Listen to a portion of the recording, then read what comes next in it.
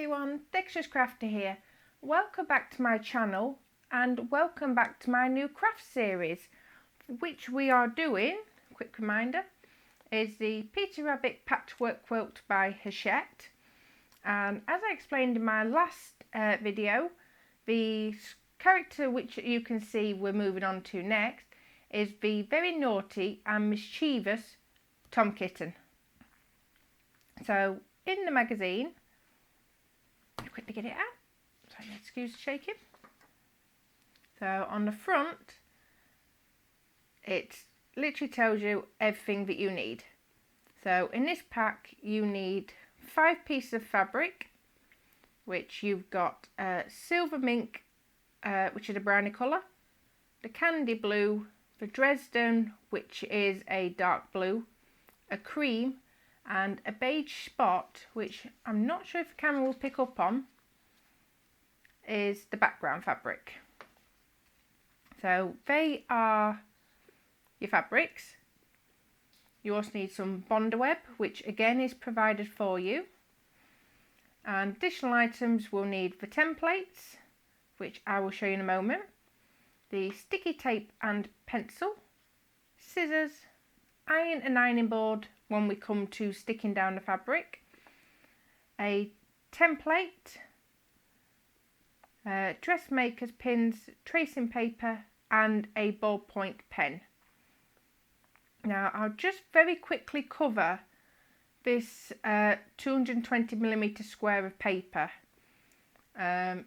Unfortunately I don't actually have mine to hand, but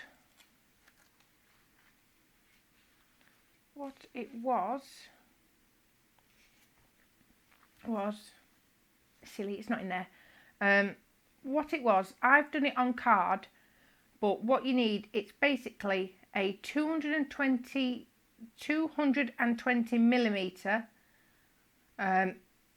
by square, and what it is, the backing material, which is this one for this character, when you open this up, that is bigger than the 220mm. So it's a, like I say, a square template that eventually we will pin this to this template. It's so that all the characters are exactly the same. But as we go through the video, I will dig my template out and I will show you, and then you'll be able to see how it's done properly. So that's the first page. So the first steps, which is, I have to admit, is nice and easy on this bit. So we're starting with our bonder web, so we need to attach the bonder web to the template, which is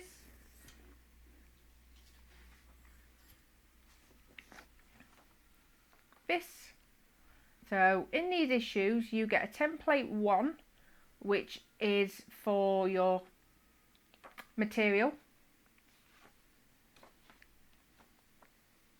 and you get a template 2.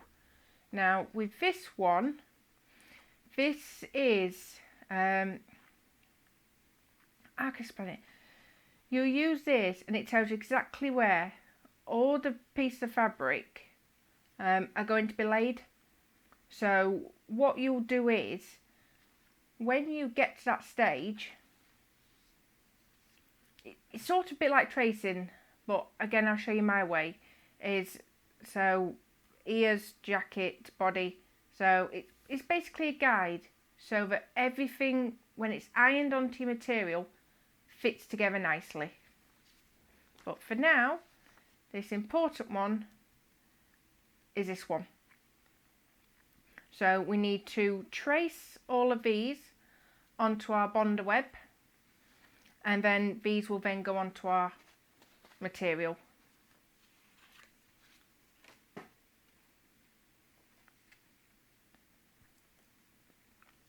So I'll just quickly get rid of this. So let me just get everything set up and I'll be back with you. So here we are, guys. This is our template and this is our bonder web. Now with the bonder web, it can be a little bit tricky when you first start using it, because you've sort of got a nice smooth edge. If you turn it over, it feels really rough. So when you're doing this with the template, you need the smooth edge on top, and we're literally going to line it up. Now it does tell you in the issues to sort of use,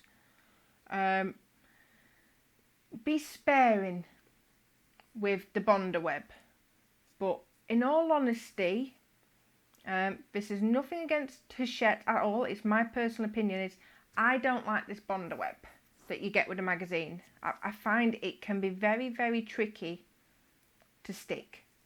So I tend to use one sheet per character, and then if anything doesn't stick, I've got plenty left.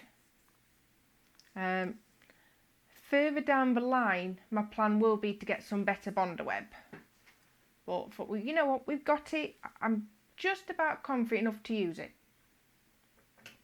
So you can use it either like this, or you can use a light box. I know some people do like the light box.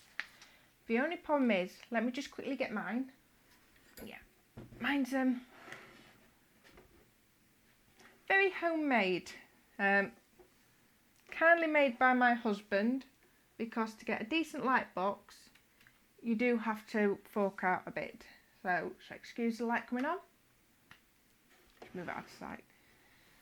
Yeah, and plus of all, it needs a bit of repair, but I thought, you know what, it does the job, especially just to demonstrate a point. Yeah, that does it a bit. So as you can see, you do get, naturally you get both templates come through the paper. So it is doable, because again, I don't know if you see, the darker lines is the template 1 and these shaded lines are template 2. So I think for some people it might be a bit confusing, but the options there, whatever you find easier. I personally, just for tracing the characters, I find it easier just to do it straight on it. Let me just bring you out so you can see.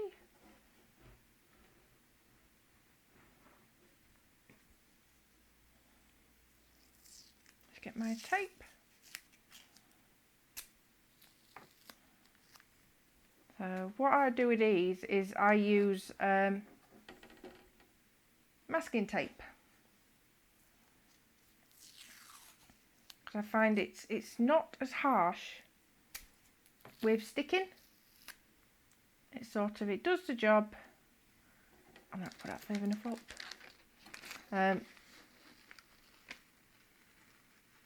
It does the job of sticking, but I don't find it's harsh. It's not a harsh stick. Let's move it up so I've got my excess at the bottom. There we are.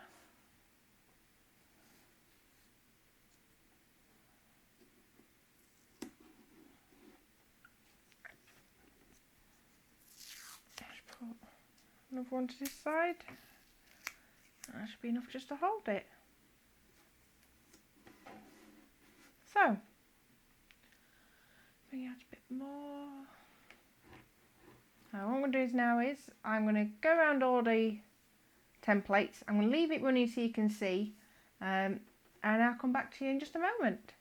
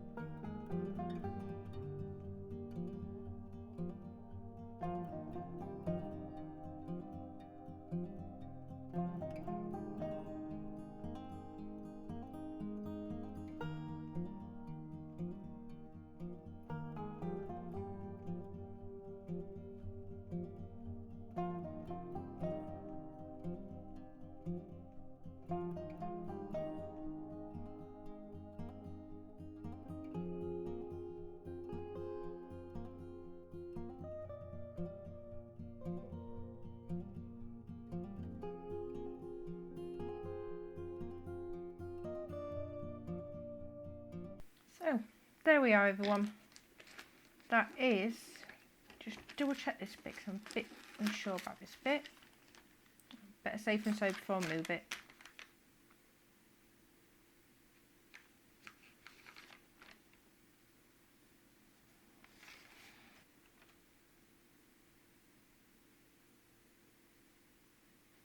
Just get my character, but I think I'm right. Sorry guys, spare me 1 second. And I'll explain my confusion in just a moment.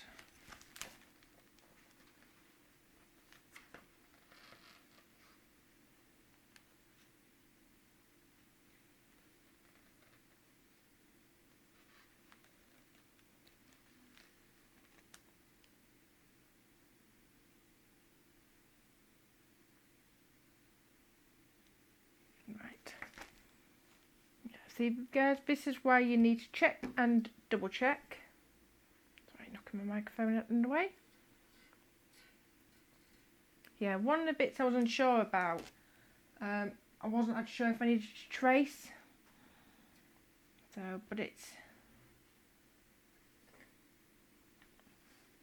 this bit here, well it's actually 2 bits.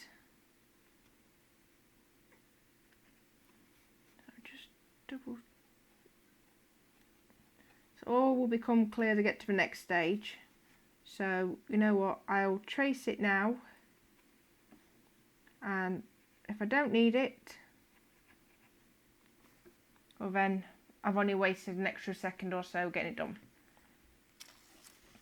So yeah, one thing you'll also notice is as I was going along, let's get this trace paper off, is all the pieces are numbered. Oops. Off you come. There we are. So yeah, you see all these have numbers. They just match on to parts. You'll notice I've not traced all these thin, the lighter grey, sorry. I've not traced them on. They're just for features. For reference, so it's like we know there's going to be decorative detail there, same with his face and his claws. So literally all we need for this bit is the basic outline. So that is that bit done. Yeah, so the next bit is, bring it out again.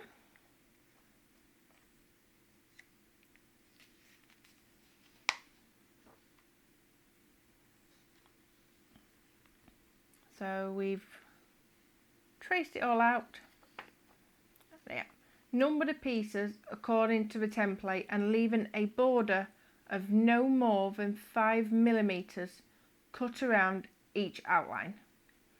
So what I'm going to do is, just give me a bit more room, I'm going to get all these cut out, and then before I get to this bit where we're actually ironing onto material, I shall come back. So here we are again, everyone, and I'll quickly take these out of my envelope. Gotta be careful, some little pieces. So let me put it onto there, onto the green. So here are all the pieces. Bring it a bit. So all the pieces that we have just cut out of our bonder web. So now the next job is to stick it all onto our material. So for example, Tom's head is this bit, so we need a silver mink, which I have to laugh. Some of the names, I'm not a professional by any standards, but to me that's brown, but never mind. Oh, sure. So what we'll do is, make sure I got it the right way, is it will stick. What I'll do is I will get a hot iron, and basically with my hot iron I will iron that on. So all this at the back, it's like a glue substance, so when you apply heat to bonder web, basically this will stick to the material. Now when I am ironing, I use greaseproof paper or something like that. It just needs something just to sort of protect it from the heat. And I also use just a thin tea towel, because how I tend to do my ironing is I do the greaseproof paper and the tea towel. So I give it an iron. If there's little bits that haven't quite bonded with the heat, then I will take the tea towel off and I will just very quickly give it an iron over the greaseproof paper. One word of advice and encouragement, I do have a fair bit of difficulty with the bonder web sometimes. Again, I don't know if it's just the supply that Hachette's have supplied or if I've just not got the technique right, but what I find is most of my pieces go alright, but then I'll have one or two that just will not stick for love nor money. So it's a case of just redrawing them on the bonder web, re-sticking them, and they'll stick. So unfortunately I'm not sure on that one. So enough of my waffling. So on this bit, I'll show you this and then I'm going to go away to the iron. So we need head 1,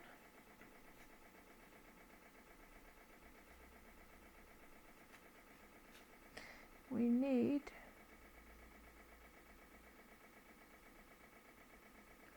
three and 4 to his paws.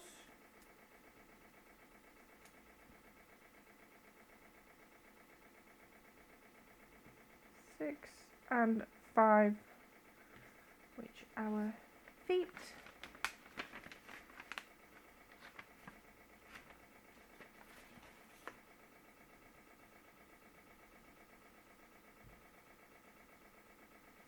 And there is, which I need to locate, is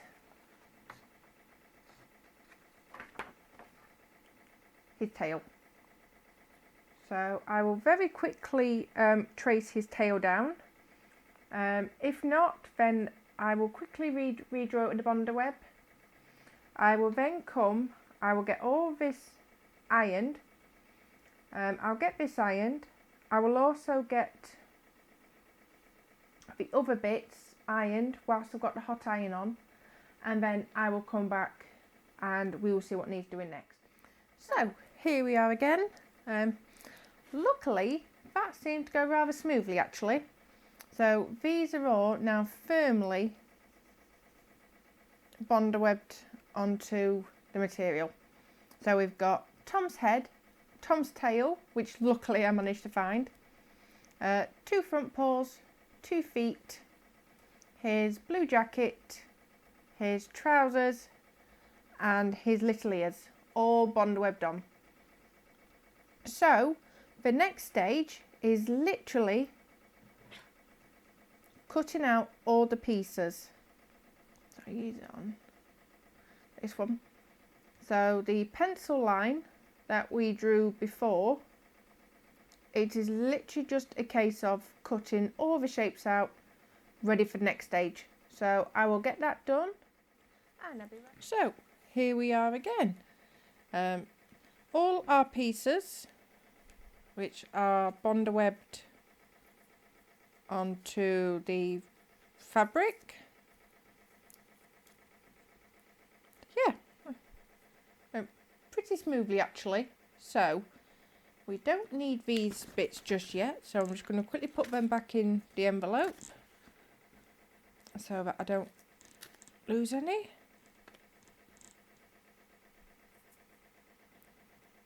So that'll be just my luck. I do them and get them lost. So they're in my envelope safe. So the next bit is getting our backing fabric, which for Tom Kitten is the beige spot. So we need our template, which is this again, just on cardboard. So as you may have worked out, it's going to be interesting, but we'll see how it goes. With the template, it does tell you take the 220mm square of, it does say paper, but again either a serial card or if you have it thin card. Use an issue 1 and pin it neatly to the beige spot fabric and cut the fabric to size. Remove the paper and press the fabric square. So it is literally as it says.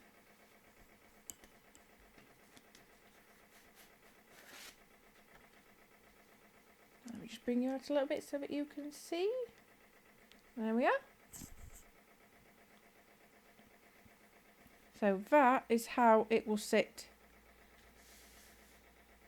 on the fabric. So all I'm going to do is same as with the windmill. I'm going to pin this on, and using my rotary cutter I'm going to go around and cut it to size. So I'll get that done and I'll be right back. So here we are guys, back again. So whilst the camera's been off, I've got the next part / 2 parts, depending on how you want to look at it. Apologies, this isn't going to pick up very well, but hopefully you can just see the light blue pencil where I've marked him out. Now all I did for that was using my light box, I photocopied template 2, which is the one we needed for the fabric. So I photocopied that, I've put it on my light box, and then I've traced it round. Now what I've used for marking my outline is actually a dressmaker's pencil. In the instructions it does say to use just a normal pencil, but what I've found, me personally, when I've done the other characters, is if I'm just slightly off with my cuts on the material, or what I found is when I tend to lay my pieces, they do tend to shift just a little bit. So what I've been assured with a dressmaker's pencil is it will wash out.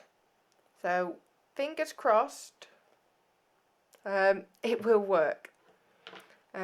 Also, when you're doing this, it does say to trace the outside line for positioning with the quilt and everything.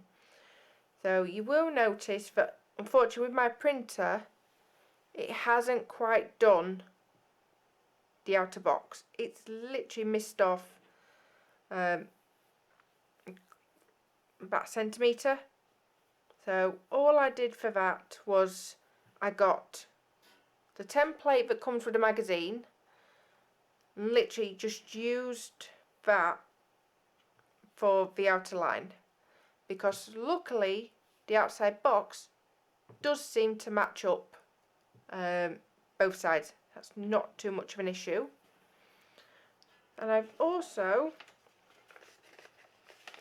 got the pieces, all the pieces cut out, which I said I would. And I've also,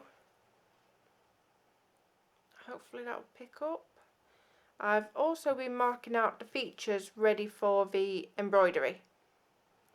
So on here it's like I've got his ears, his eyes, whiskers, stripes. So yeah, it just makes it easier when you're doing the embroidery.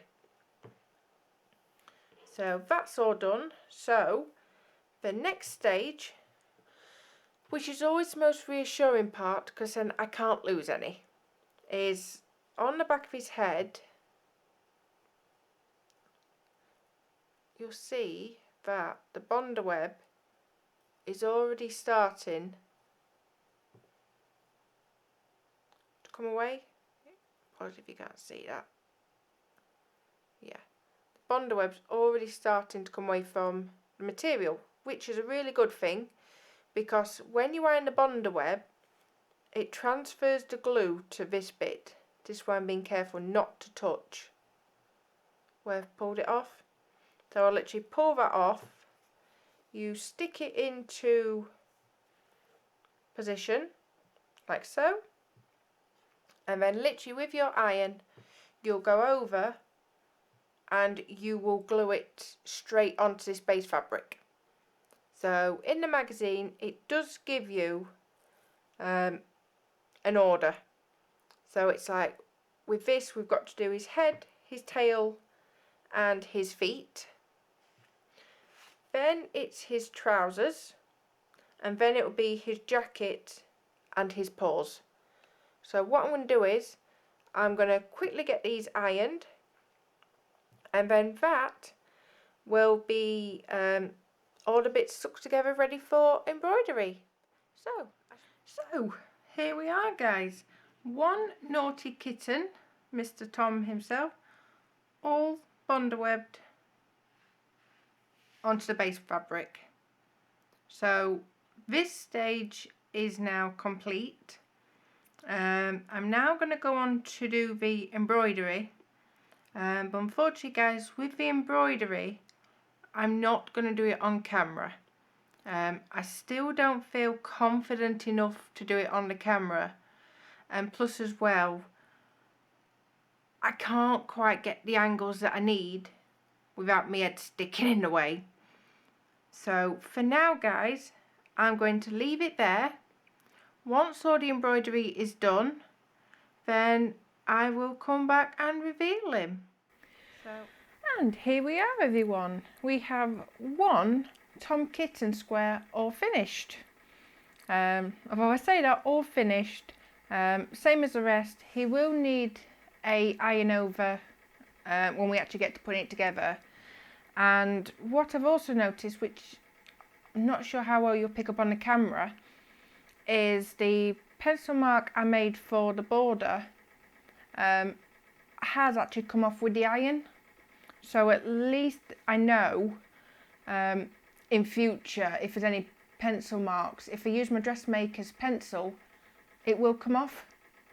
So it needs redoing, but like I say, it served its purpose. I now know how it works.